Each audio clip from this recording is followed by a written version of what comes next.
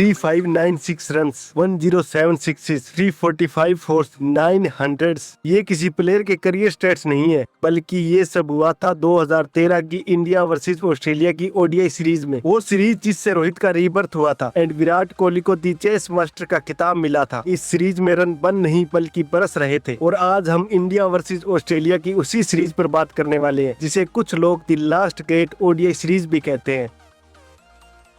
Australia का ODI record India में शुरू से ही काफी शानदार था। 1987 वर्ल्ड कप जीतने से लेकर 2006 चैंपियंस ट्रॉफी एंड 2007 और 2009 की ओडीआई सीरीज में उन्होंने अपना डोमिनेंस शो किया था। इंडियन कंडीशंस में ऑस्ट्रेलिया के इस प्रदर्शन के दो मेन कारण थे। एक उनके अटैकिंग एंड पावरफुल बैट्समैन जो फ्लैट पिचेस पर इंडियन बॉलर्स को डोमिनेट करते थे, और दूसरा उनके फास्ट बॉलर्स जो स्पीड से भारतीय बल्लेबाजों को परेशान करते थे। दो ऐसे बॉलर याद आते हैं, ब्रेटली एंड डग बोलिंजर, जो पेस से इंडियंस को परेशान करते थे। बट करंट स्क्वाड में मिचेल जॉनसन ही एकमात्र ऐसे बॉलर थे जो ऐसा करने में सक्षम थे। ऑस्ट्रेलिया ने इंडिया में लास्ट ओडीआई 2011 वर्ल्ड कप में खेला था। उसके बाद से ऑस्ट्रेलियन टीम में बहुत बदलाव हुआ था। उस मैच के सिर्फ 3 ही प्लेयर करंट स्क्वाड में थे एंड उनके सामने सबसे बड़ा सवाल यही था कि क्या ये इनएक्सपीरियंस टीम इंडिया में अपने पुराने वनडे रिकॉर्ड के आसपास भी आ पाएगी। वहीं इंडिया की तरफ से सिलेक्टर्स ने यंग प्लेयर्स को चांस दिया था। केवल युवराज सिंह एकमात्र एक्सपीरियंस्ड प्लेयर थे जो कमबैक कर पाए थे। पर इंडिया ओडीआई रैंकिंग में नंबर 1 थी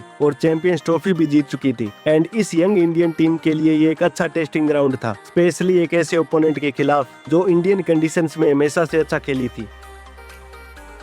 पहला मैच पुणे में खेला जाना, जहां ऑस्ट्रेलियन टीम पहले बैटिंग कर रही थी। Australian opener Aaron Finch and Phil Hughes ने 110 रनों की ओपनिंग पार्टनरशिप करके टीम को अच्छा स्टार्ट दिया। एरोन फिंच ने 72 रन की शानदार पारी खेली, जबकि ह्यूज अपनी हाफ सेंचुरी से मात्र 3 रन से चूक गए। पर मिडिल ओवर्स में कप्तान जॉर्ज बेली ने ऑस्ट्रेलियन इनिंग को अच्छे से हैंडल किया एंड 85 रन की कप्तानी पारी खेली। उनके आउट होने के बाद टेलेंडर्स ने आखिरी 3 ओवर में 38 रन बनाकर ऑस्ट्रेलिया के स्कोर को 300 के पार पहुंचा दिया। इंडिया के सामने 304 रनों का टारगेट था, पर चेस में इंडिया की शुरुआत बेहद खराब रही और शिखर धवन जल्दी आउट हो गए, जबकि रोहित शर्मा एक अच्छे स्टार्ट के बाद खराब शॉट खेलकर अपना विकेट गंवा बैठे। पर विराट कोहली और सुरेश रैना ने इंडियन इनिंग को अच्छे से संभाला। दोनों के बीच 71 रन की पार्टनरशिप हुई और लग रहा था कि शायद इंडिया ये मैच जीत सकता है। पर तभी 28th ओवर में सुरेश रैना आउट हो गए। उनके तुरंत बाद युवराज सिंह भी पवेलियन लौट गए, पर विराट कोहली अभी भी मैदान में मौजूद थे। उन्होंने काफी खूबसूरत शॉट खेले एंड अपनी हाफ सेंचुरी भी कंप्लीट कर ली थी, लेकिन शेन वॉटसन की एक सीधी बॉल को अक्रॉस दी लाइन खेलने के चक्कर में वो आउट हो गए एंड उनके साथ इंडिया की आधी उम्मीदें भी खत्म हो गई और बाकी आधी उम्मीदें क्लिंट मैकाय ने एक शानदार बॉल पर धोनी को बोल्ड करके खत्म कर दी। इंडियन टीम 232 रनों पर ऑल आउट हो गई।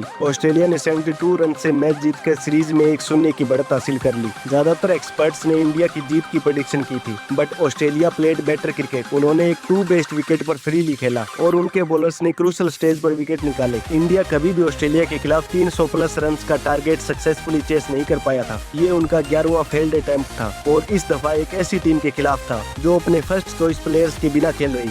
ऑस्ट्रेलियन फास्ट बॉलर्स ने भारतीय बल्लेबाजों को घुटनों पर ला दिया था। Mitchell Johnson, Clint McKay, Shane Watson and James Faulkner ने भारतीय बल्लेबाजों को short balls and accurate bouncer से खूब परेशान किया। तो वहीं ऑस्ट्रेलिया के बल्लेबाजों ने इंडिया की वीक बॉलिंग का पूरा फायदा उठाया। नया सीजन अभी स्टार्ट ही हुआ था एंड इंडियन बॉलर्स अभी से थके हुए लग रहे थे, पर ये सीरीज काफी लंबी थी और ये पहला ही मैच था, इसलिए इंडिया के पास वापसी करने का मौका था। दूसरा मैच